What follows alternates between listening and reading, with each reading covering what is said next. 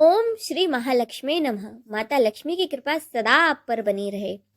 आज के वीडियो में हम आपके लिए लाए हैं मार्गशीर्ष गुरुवार की महालक्ष्मी की व्रत कथा। तो चलिए शुरू करते हैं। ये कथा है द्वापर युग की। सौराष्ट्र में उस समय भद्रशवा नाम के एक राजा थे। वे बड़े ही पराक्रमी थे।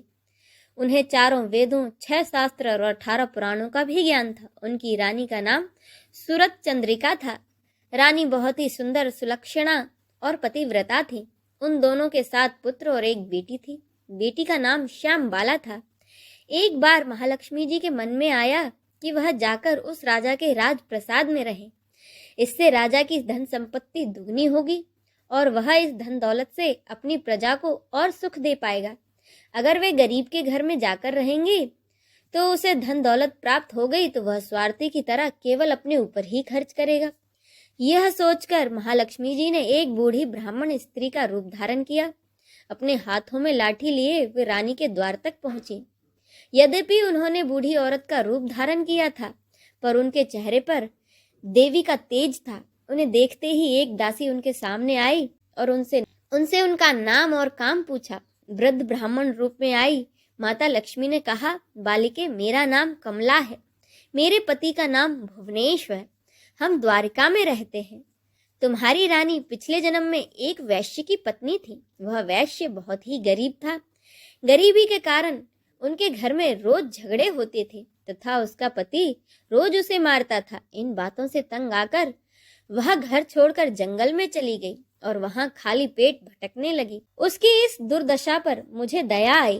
तब मैंने उसे सुख संपत्ति देने वाली श्री महालक्ष्मी की कथा सुनाई। मेरे कहने पर उसने श्री महालक्ष्मी का व्रत किया और श्री महालक्ष्मी उस पर प्रसन्न हुई और उसकी गरीबी दूर हुई। उसका घर संसार दौलत, संतति और संपत्ति से भर गया। बाद में पति पत्नी दोनों परलोक से धार गए।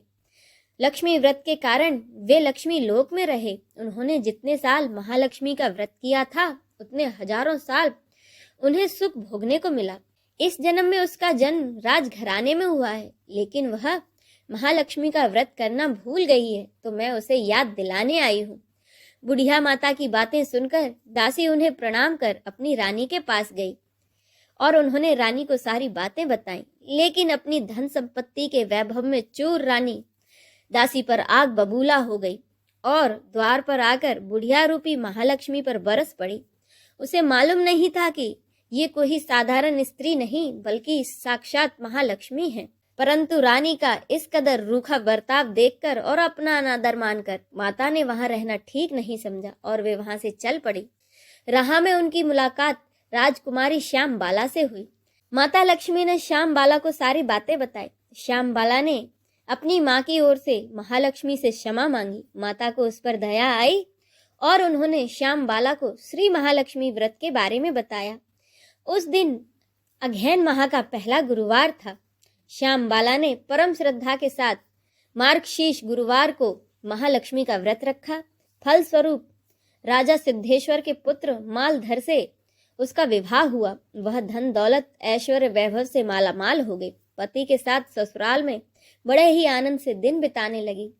इधर श्री महालक्ष्मी का रानी पर प्रकोप हुआ। फलस्वरूप राजा भद्रश्रवा का राज्य और राज्य कारोबार नष्ट हो गया। यहाँ तक कि खाने तक के लाले पड़ गए। ऐसी हालत में एक दिन रानी ने राजा से निवेदन किया कि हमारा दामाद इतना बड़ा राजा है, धनवान है, ऐश्वर्यशाली है, क्यों ना आप उसके पास जाएं और अपना हाल बताएं, वह जरूर हमारी मदद करेगा। इस पर राजा भद्रश्रवा अपने दामाद के पास रवाना हुए। राज्य में पहुंचकर एक तालाब के किनारे थोड़ी देर विश्राम करने के लिए ठहरे। तालाब से वहां की दासियां पानी लेने आईं तो उन्होंने बड़े ही विनम्रता से राजा से पूछताछ की और उन्हें पता पड़ा कि ये तो रानी श्याम बाला के पिता हैं। तो वे सब दौड़ती हुई रानी के पास गईं और उन्हें सारी बात बताई। रानी ने दासियों के हाथ राज परिधान भेजकर अपने पिता का बड़ा ही आदर सत्कार किया। उन्हें खान पान करवाया और जब वे लौटने लगे तो एक घड़ा भरकर मोहरें दी। राजा भद्रश्रवा जब अपने घर लौटे तो उन्हें देखकर रानी बड़ी खुश हुई। उन्होंने सोनों की मोहरों भरा हुआ घड़ा अपनी रानी को दे दिया। लेकिन जैसे ही रानी ने घड़े में देखा तो उसमें धन के बदले कोयले मिले। यह सब श्री महालक्ष्मी के प्रकोप से हुआ। इस बार रानी खुद अपनी कन्या के पास गई। वह दिन भी मार्गशीर्ष माह का अंतिम गुरुवार था। श्याम बाला ने श्री महालक्ष्मी व्रत किया, पूजा की और अपनी मात से भी व्रत करवाया। इसके बाद रानी अपने घर आई। श्री महालक्ष्मी का व्रत रखने पर उसे फिर से राजपाट, धन दौलत, ऐश्वर्य की प्राप्ति हुई।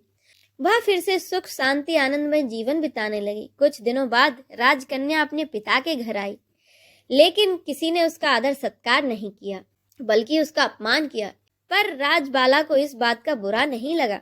अपने पति के घर लौटते समय राजबाला ने अपने मायके से थोड़ा सा नमक ले गई। जब घर लौटी तो उसके पति ने पूछा कि अपने मायके से क्या लाई हो।